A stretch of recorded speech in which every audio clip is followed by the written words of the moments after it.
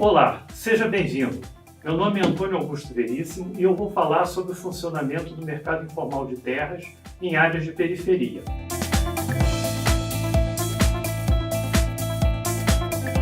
O parcelamento e a venda ilegal de terras nas periferias tem sido a forma mais frequente de expansão nas grandes e médias cidades brasileiras. E os assentamentos resultantes deste processo geralmente são conhecidos como loteamentos irregulares, clandestinos ou piratas. Este processo de expansão, que podemos denominar urbanização sem urbanismo, avança sobre as áreas do entorno das cidades, destinadas ao uso agrícola ou ainda às áreas virgens não exploradas. Como reflexo, produz assentamentos sem infraestrutura e serviços básicos, onde se fixam famílias de baixa renda à espera de urbanização e de regularização fundiária. A população que recorre a esse tipo de produto é formada por um contingente de trabalhadores urbanos que se apresenta como demanda insolvável para o mercado fundiário e imobiliário formal. Por esse motivo, podemos admitir que o mercado informal de lotes urbanos funciona como uma oportunidade de inserção ou uma porta de entrada dos pobres para a cidade.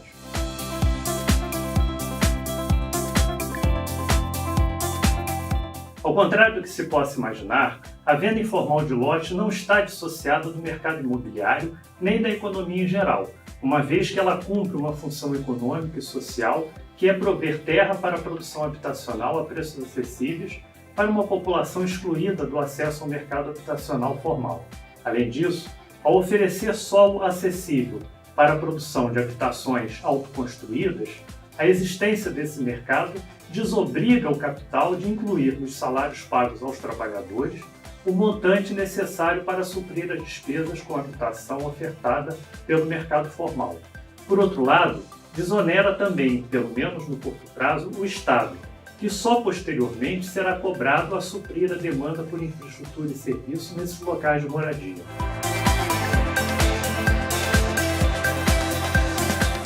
Normalmente, atribuímos a existência desse mercado informal à falta de oferta de terra urbanizada a preços acessíveis pelo mercado privado ou pelo poder público. Também se atribui à incapacidade dos governos municipais de exercerem uma fiscalização adequada sobre esta atividade. Mas quando observamos esse mercado com mais cuidado e à luz de alguns princípios da economia urbana, podemos verificar que existem outros fatores que incentivam a sua existência e proliferação.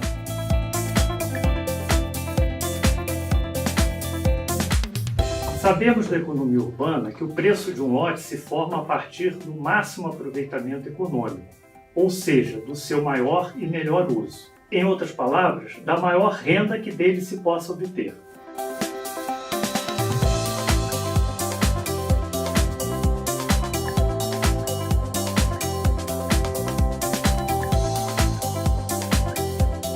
Sabemos também que o seu aproveitamento econômico é função de sua localização em relação a outros usos, acesso a bens e serviços e de seu potencial de edificação, dentre outros fatores.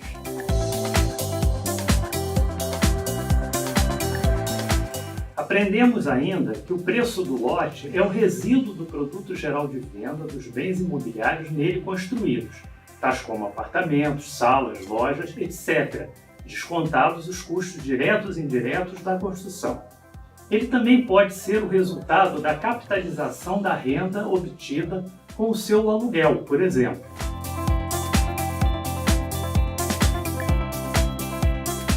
Os fatores condicionantes do preço ou da renda do solo não são fixos no tempo e tendem a se modificar conforme se alteram as condições do entorno de sua localização, dentre outros fatores.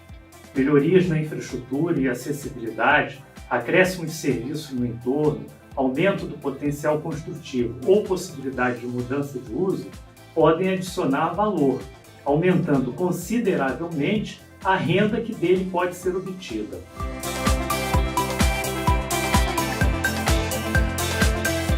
Se existe, portanto, a possibilidade de que a renda obtida por lote seja maior no futuro do que é hoje, a renda que determinará o preço do lote hoje não será do uso atual, mas sim do seu uso futuro. A expectativa gerada pela possibilidade de obtenção de uma renda maior no futuro permite ao vendedor da terra antecipar no preço do lote pelo menos parte da valorização que se agregará no futuro.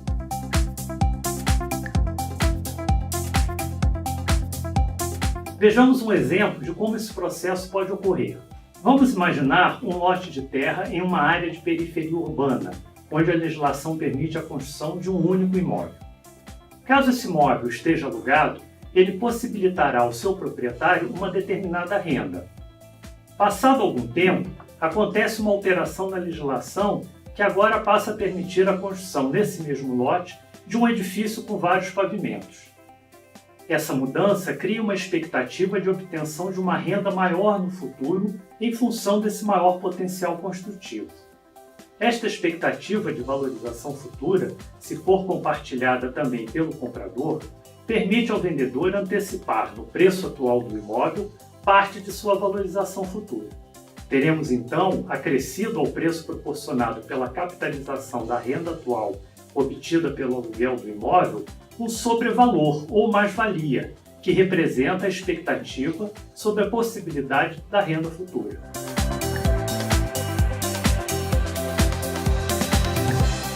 No mercado informal de terras não é diferente. Vamos imaginar agora um lote à venda em um loteamento clandestino com infraestrutura precária na periferia. Se não houvesse entre os compradores a expectativa de urbanização e regularização futura por parte do poder público, poucos estariam dispostos a pagar qualquer valor pela sua aquisição. Mas como é do conhecimento geral de que existem programas de urbanização e regularização fundiária desenvolvidos por quase todas as prefeituras e muitos governos do Estado, inclusive com recursos federais, criam-se as condições necessárias para que esta antecipação aconteça.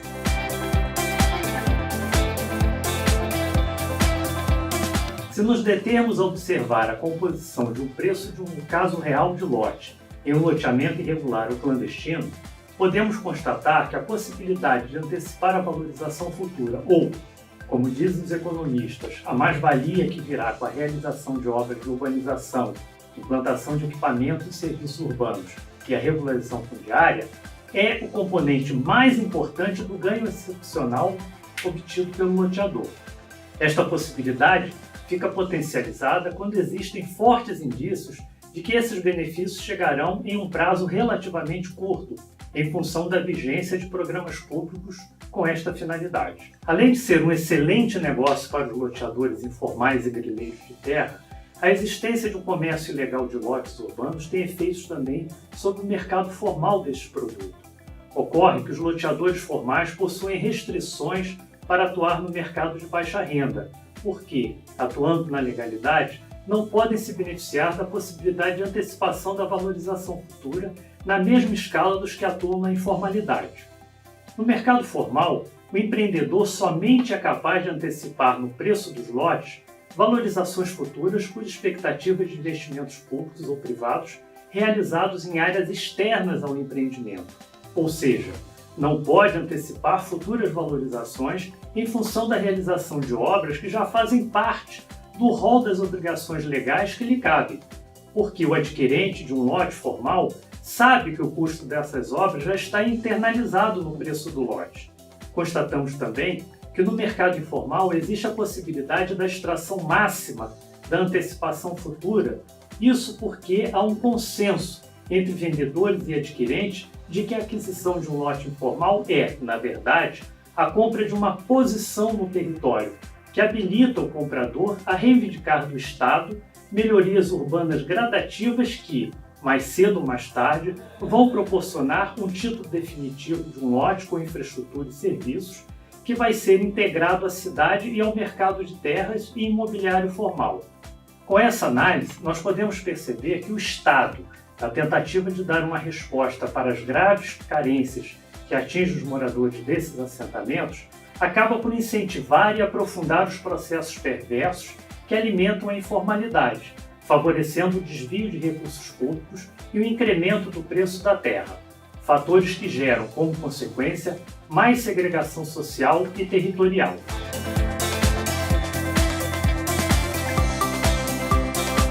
Tendo em vista tudo o que vimos até agora, podemos concluir que a existência de programas públicos de urbanização e regularização fundiária de loteamentos irregulares ou clandestinos, bem como de outros tipos de assentamentos informais, possui efeito não desejado de incentivar o mercado ilegal de terras.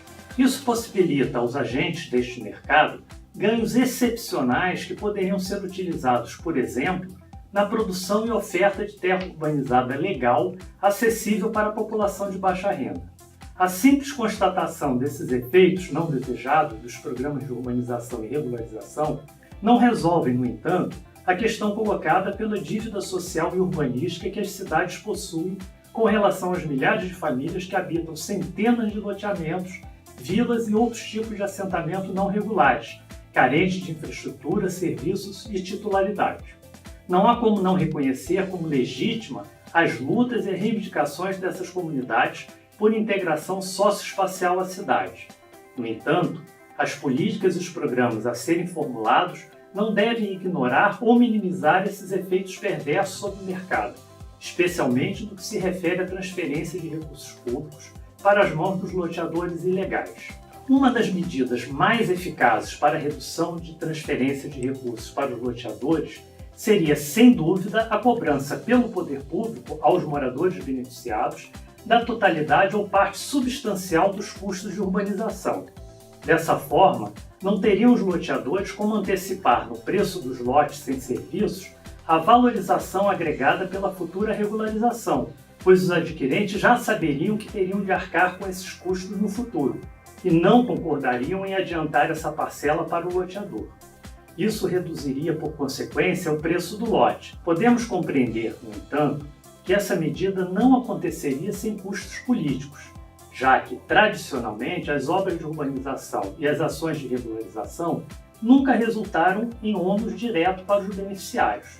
Quando muito, o que acontece é a inserção dele no cadastro imobiliário dos municípios para a cobrança de impostos e nos cadastros das concessionárias para a cobrança das taxas de serviços.